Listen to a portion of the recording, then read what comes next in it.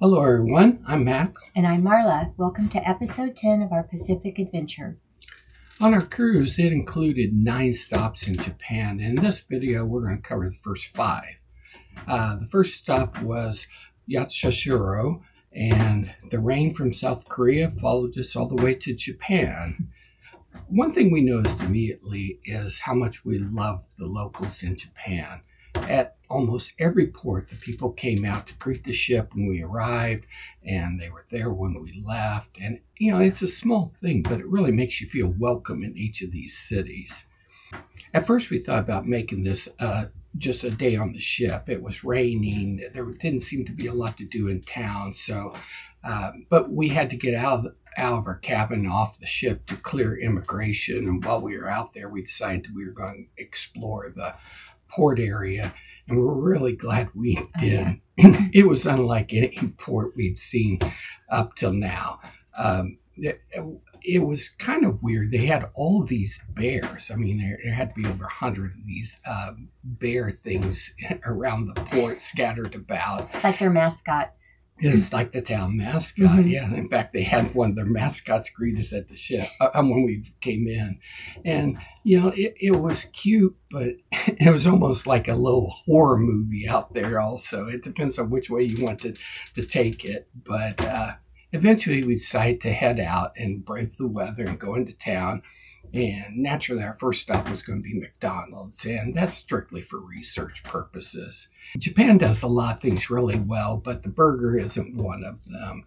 The bacon was limp, the sauce was everywhere, the egg was fine.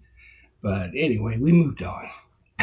The main attraction for us on this day was going to be Yatsushiro Shohinken Garden, easy for me to say, which is just a traditional Japanese garden and tea house. And, it was nice. It was small. It was charming. It was peaceful. And, for a short day in town, it was probably the perfect look. A little rainy, but... Yeah, but we tolerated it. But what turned out to be the highlight of the day was... we came across a little ramen restaurant, and this was in this residential area. There was no tourist around.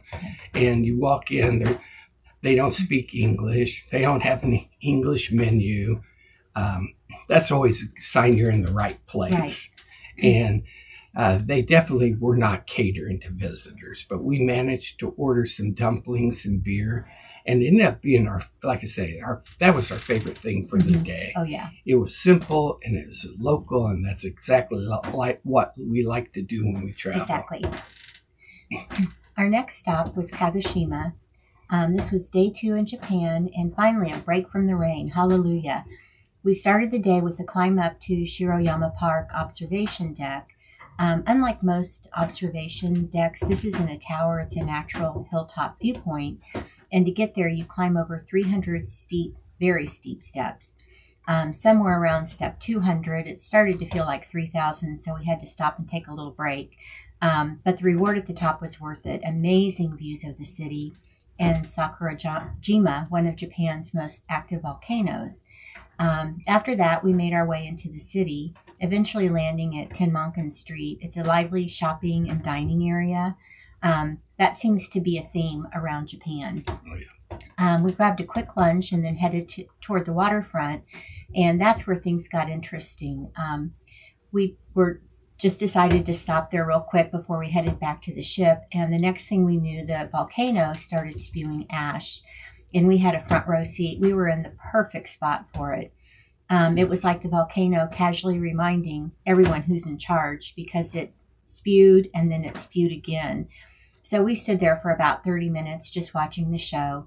And the next day they had another ash cloud. This was interesting. We didn't find out about it until I think 2 days later. It spewed again, a huge ash cloud that was so intense they had to shut down the airport.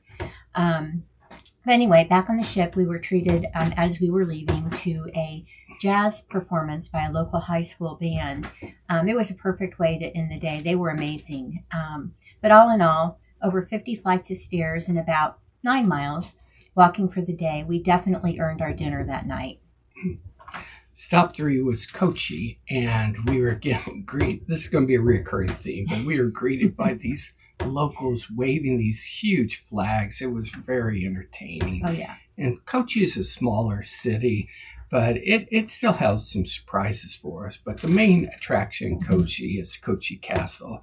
And so we had there first, and unfortunately everyone else did also. I think most of the population of Japan was there when we arrived. I think they were thinking that cherry blossoms would be in bloom, but it was past peak there. Right. But still, the castle was impressive. This thing was built in 1601. It's one of only 12 of the original castles left in Japan.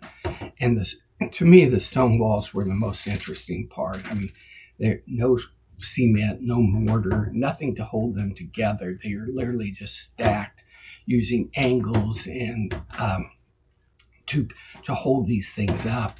And they've been up for 425 years, and it really is impressive. But right next to the castle, they have the Sunday market, and we happened to be there on Sunday. So we strolled down here. They shut down a major street in the town and set it up for locals just selling their goods. And they had everything from flowers, food, even samurai swords. It was fun. It felt very local. And, there were a few tourists there, but a lot of locals also. Mm-hmm.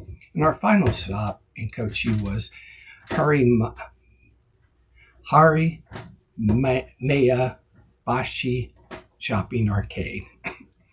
And this is where we discovered something completely unexpected. It was the cleanest garbage truck we've ever seen. Oh, yeah. This thing was, I'm pretty sure, cleaner than our cabin on the ship. And then around the corner from that, there's this famous red bridge that's in Kochi. And the interesting thing is it's tied to a story about a monk and a forbidden romance, which just adds a little drama to this. And then as we were leaving Kochi, the locals were back again. And it's just nice. They truly make you feel welcome. And it's just something that Japan does incredibly well. Our next stop was Osaka. And it hits you immediately, bright, loud, and impossible to ignore. Once we got into the city center, everything was walkable.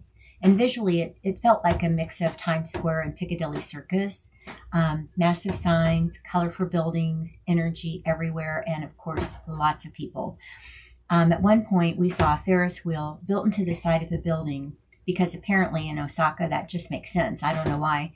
But one of our more unique experiences here was a chopstick making class. For about $6 we got a private lesson, made our own chopsticks, and somehow also got a beer. It was possibly the best still in Japan. After that, for lunch, we went and found a tiny ramen shop down a side street. And it was very interesting just to counter. There were a few small tables, I think, and chairs, but it was one person. She prepared everything in the kitchen. And then she came out and brought your meal and then finished it by torching the Wagyu beef on the side of the bowl. But it was really good, possibly spicy and easily the best ramen we've had on this trip, for sure. Yeah. It was amazing. All right. So the fifth stop was Shimizu.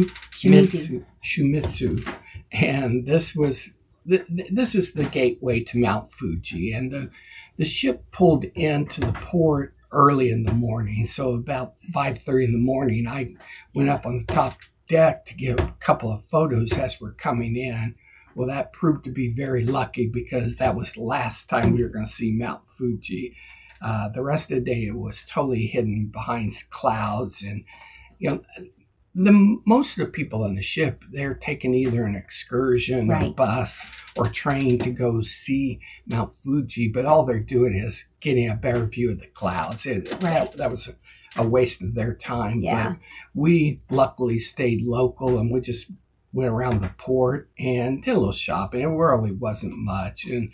But of all things, I stumbled into a Wendy's, which I did not expect in Japan. And since I had bad luck with the Japanese McDonald's burger. I went with the traditional American burger here, plus fries, and of all things, a beer. You could order a beer there. So this was truly a really happy meal. But that's really it for this episode. One thing we noticed in our travel tips for anyone who's considering to come to Japan is bring yen. The cash is king in Japan. Oh, yeah, definitely. You are going to have a hard time finding a taxi driver who takes credit card, or even restaurants. Right. I mean, most of them are cash only. Right. Everything, download a translator. Mm-hmm. You're going to need it. You're going to need it more than you think. I mean, it was rare to find someone who spoke English. Exactly. And even, like we said, the menus, they're not in English. No. So you have to translate. And the most important thing is just enjoy it. The people here are incredible. They're kind, they're welcoming, they're so helpful. And everything is very clean. Yes. Very clean. So we're about halfway through our Japan stops. We have 4 more, but in the next video, we're going to cover Tokyo and finally get to see some cherry blossoms. Yes. So until the next video, aloha. Aloha.